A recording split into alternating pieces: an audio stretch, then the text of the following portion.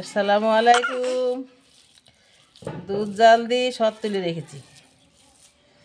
সরটাকে এখন ডলে ঘি বানাবো। এইভাবে করি সুন্দর করে মাখিয়ে নেব।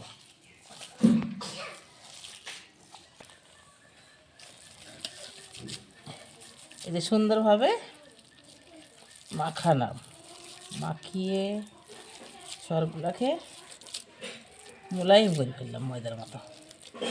এখন আমি পানি ঢেলে দেব।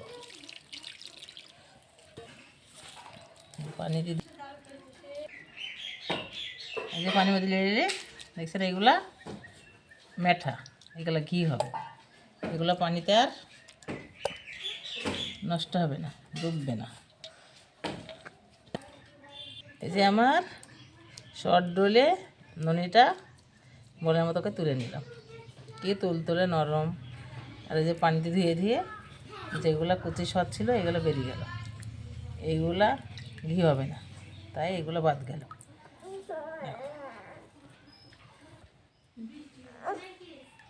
বৃষ্টি তো হতেই পারে, বন্ধ করতে বলুন।